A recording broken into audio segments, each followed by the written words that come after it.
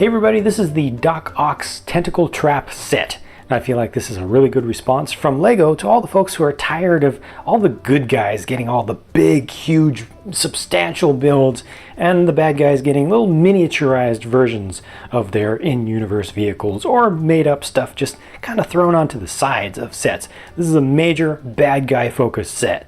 Doc Ock is riding around in the big Octobot here, which is on 4 legs. It's actually pretty stable. If you want to, you can actually bring these legs out to make it more stable still, or kind of lean it a little bit to make it look like it's moving just a little bit more, like it's kind of shimmying off to one side. And I'll just bring the last one out. So that's, how far you can bring it out, and this really holds up its pretty substantial weight nicely. It has kind of tentacle or sucker ends on the undersides, which look pretty good. I wish that you could see those a little bit more easily, but they're nicely done.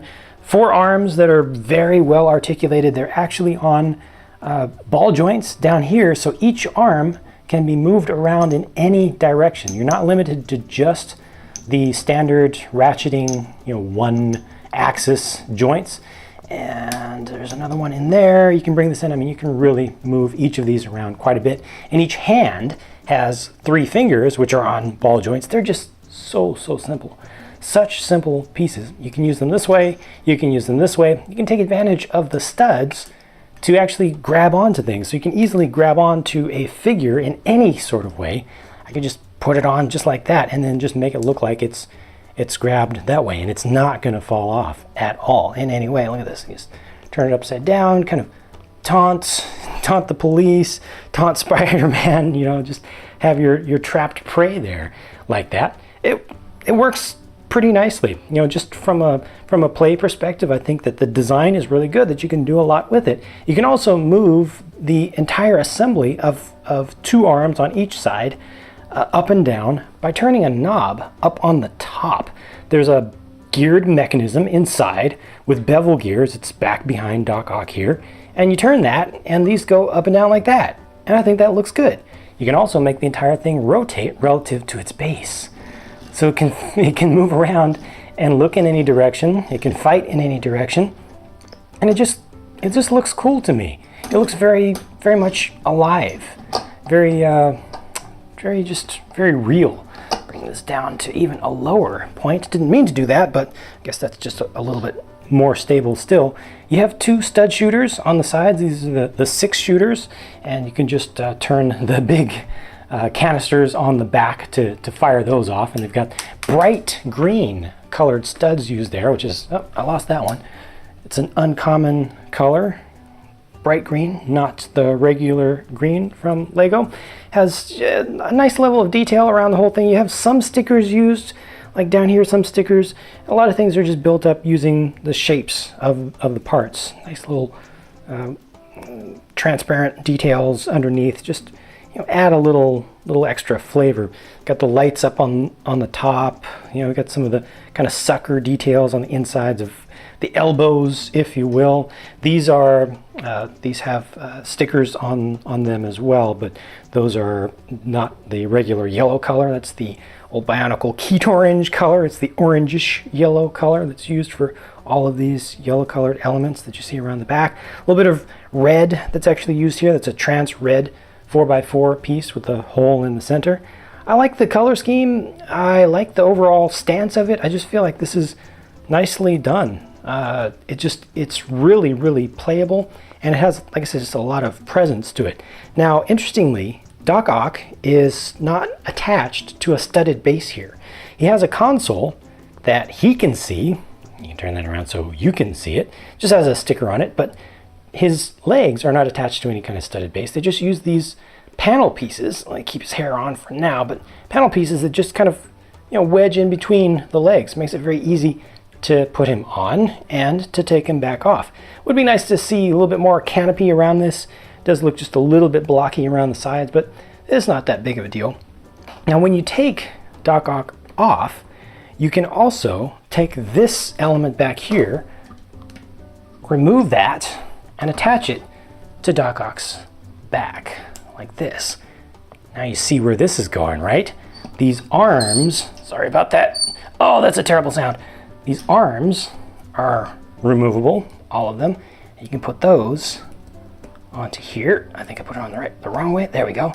Put them onto here like this.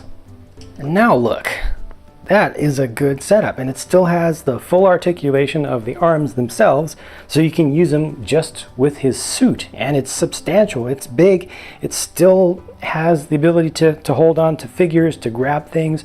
You can move this around in all sorts of ways, and you can see that it's just standing up on its own. They give you plenty of ways to move this around, to keep it still stable. You can rotate the arms because the way that they're attached here at the center, they have that additional ability to rotate around, so you can make it look like one arm is coming forward.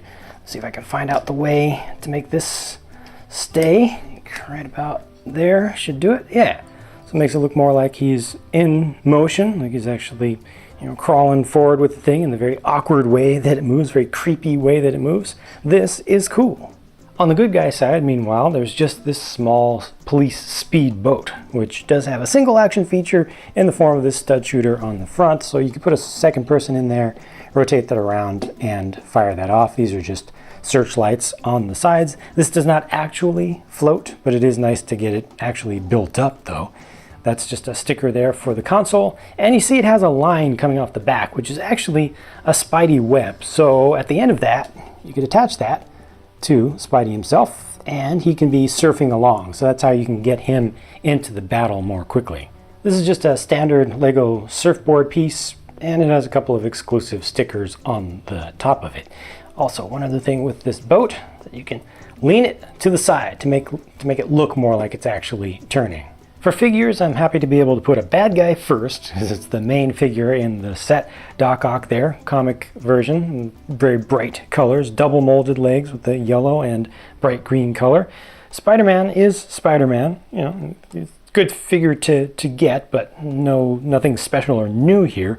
White Tiger is a good one to get. I think it's done pretty well. You know, there's not a whole lot of detail to this variant of original comic style of White Tiger, and I feel like the amount of detail that they needed is about captured here properly for Lego scale. On the far right, that's Doctor Who, or maybe Doc Brown, or maybe Captain Stacy. Yeah, I think it's supposed to be Captain Stacy, but I can't not see Doctor Who or Doc Brown in that. Just a little bit too recognizable for me. That's just my fault though.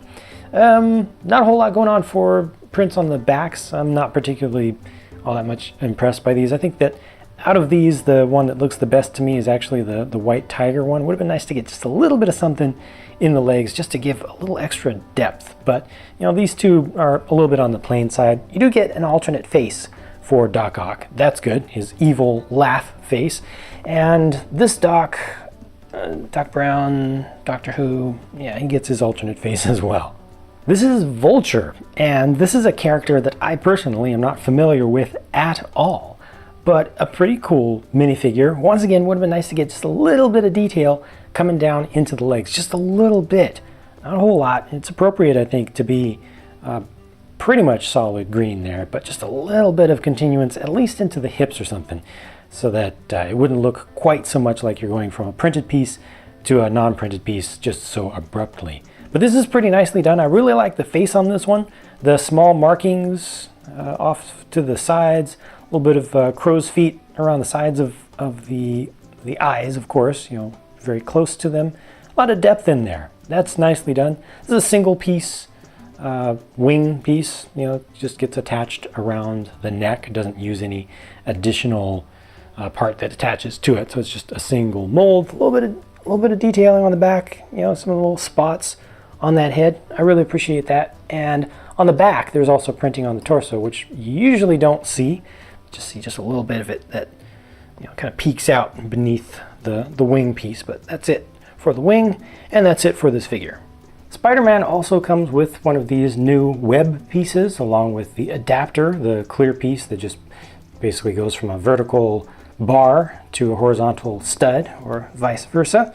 And that allows you to pose this up in some pretty decent ways. I really like this combination of parts. I like both parts. I especially like the clear piece because it's just going to be usable for a whole lot of things, but the web piece is done really nicely as well, because it just looks like it's really coming out. And you can connect things to the ends, and you can connect a bar in there. Just, you know, it's a very versatile piece. To be honest with you, I feel like there's something missing from the design of the Octobot just in terms of how it looks. I wish that it was just a little bit more complete around the front. But that said, it does still look good, and the play value and the posability, whether you're, you know, a young kid or you're older and you're more into the collector line, you know, the collector end of the market, and you just want to be able to pose things well, I think that this covers things very nicely. And the set comes with a pretty good selection of figures.